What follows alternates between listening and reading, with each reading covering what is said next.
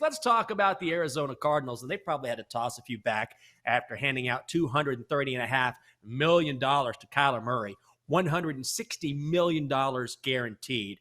And Chelsea, I'm going to say it again. I know this story is out there, but as part of that deal, when you look at the Cardinals, Kyler must spend at least 4 hours of game film per week looking at this game film on his tablet. That does not include team meetings.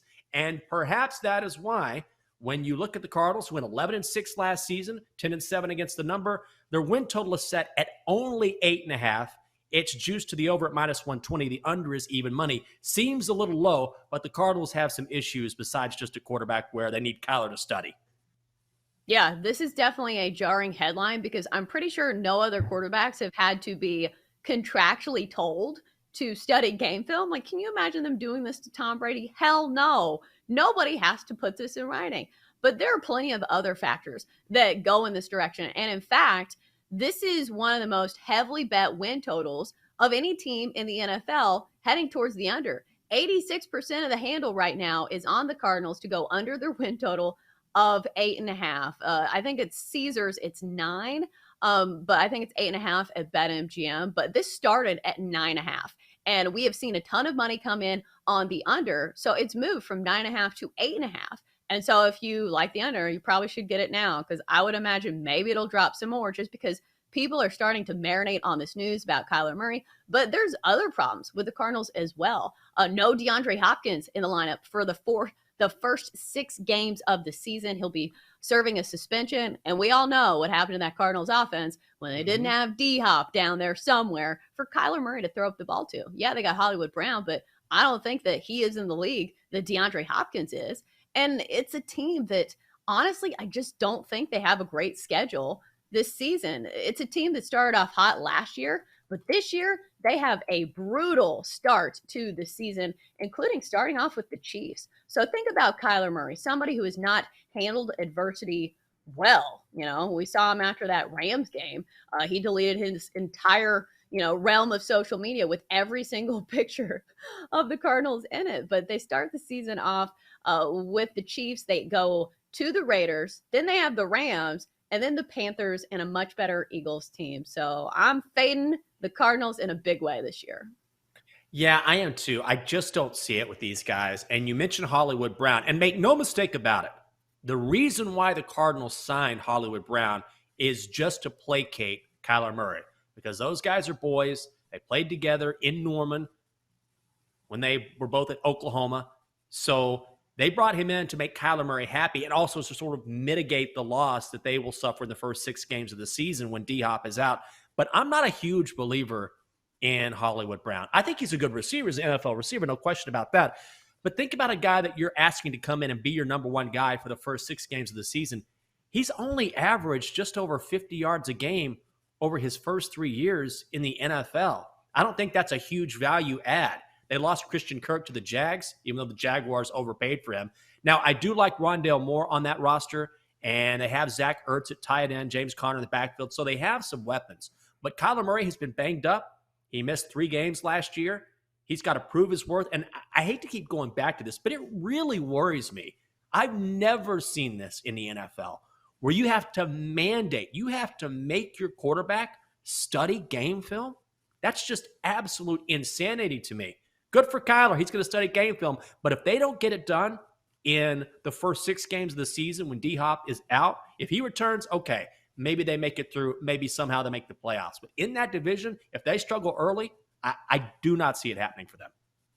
Yeah, again, Cardinals under 8.5 wins is one of my favorite win total bets right now of any team in the NFL, because they're already facing an uphill climb, with the whole Kyler Murray situation, no D-Hop, and also they lost Chandler Jones, who was one of the best at getting pressure on the quarterbacks. He now goes to the Raiders. Looking at the Cardinals, I think everybody talks about how difficult playing in the AFC West is this year, but the NFC West is not really a joke either. Yeah, the Seahawks are bad, but still, the Cardinals have the second hardest schedule of any team in the entire NFL this year. So it's going to be a hard schedule. It's going to be a hard start for a Cardinals team that normally trails down the stretch. So if they don't get off to a hot start, do you really trust Cliff Kingsbury to turn it on in the second half of the season? I don't. No. He's never done that. Never. When he was hired to serve as a mentor, as the coach for Kyler Murray specifically, because of his style, because of the offense that he likes to run. And it's been very successful in many respects. But being a head coach in the National Football League involves a hell of a lot more than just developing your star quarterback. You have a team to take care of. And if you look at Cliff Kingsbury and what he's done back during the college game as a head coach and now in the NFL, he has faltered at the end of every single season. That's not me just being hyperbolic. They started the year 7-0 last year. They went 4-7 the rest of the way. They lost 5 of their last 6, and then they get bounced from the playoffs by the eventual Super Bowl champion in the Rams, but they lost 34-11 in the wild card game, and they looked terrible in that game. Right now at BetMGM, if you want to bet on the Cards to make the playoffs, yes is -105, no is -115, and I really like the no -115 bet. I'm not a believer in the Cardinals, and until I see Kyler perform on a consistent basis, and until I see Cliff Kingsbury prove he can coach a team down the stretch, I am fading the Cards. Yeah, I'm on that bet too. A full fade of the Arizona Cardinals. Going to be under their win total, going to be on them to miss the playoffs at -115. Because look at that division. Do you think there's going to be 3 teams out of the NFC West that make the playoffs? Because right now it's the Rams' favorite to win that division, and the Niners closely behind. I guess not closely. They're 2-1. There is a question mark with Trey Lance because we don't know what he brings to the table.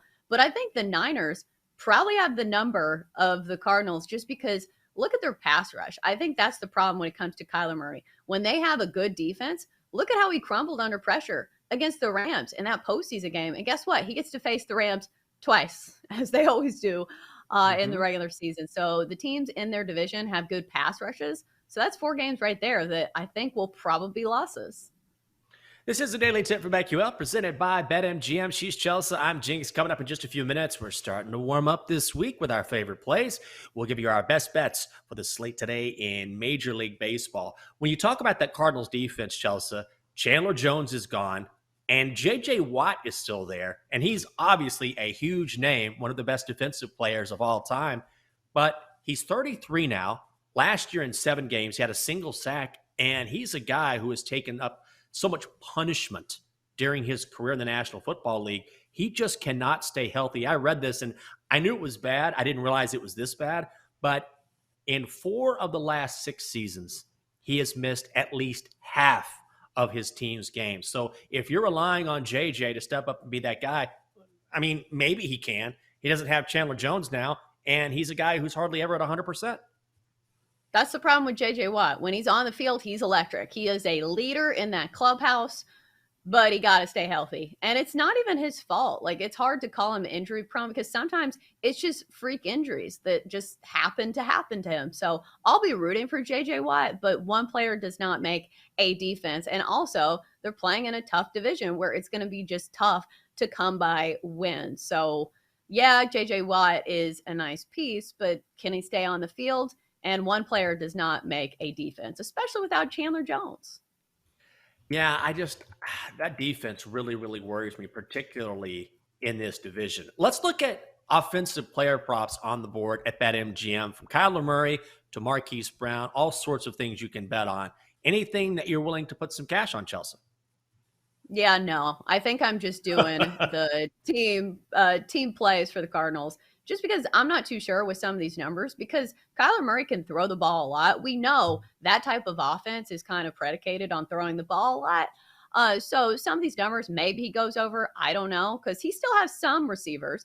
I'm interested to see what Zach Ertz does. He is a guy that has had trouble staying healthy, but we know he could be a great presence on the field when he is healthy. So I think that Kyler Murray does have some weapons. So maybe he goes over some of these props, but it's also hard when it's a dual threat quarterback who also can run because that takes away from the passing yards as well. I'm looking at Marquise Brown props because I mentioned earlier in this segment that I'm just not a believer in him as a number one guy, and he will be the number one guy, at least for the first 6 games of the season until DeAndre Hopkins returns. But right now, his touchdown prop at BetMGM is set at 6.5. Over is it even money, plus 100. It's juiced to the under at minus 130. And I'm going to go with the under because I'm a believer that he's not as good as advertised. I think he's going to struggle as that number one guy early. And frankly, a guy I like better is Rondale Moore, who's going to be in his second season out of Purdue. He can flat out fly. He's a very, very good offensive player. I think he could take away a touchdown or two as well. So I'm going to fade Marquise Brown and go under 6.5 touchdowns this season. Ooh, I like that too. Jenks, what do you think Kyler Murray orders at Chili's? Like chicken nuggets? Like I could see him ordering something like that. He probably gets a 6-piece, but then if he gets really hungry, maybe he goes with a 10-piece to celebrate. Probably dips it in sweet and sour, something like that.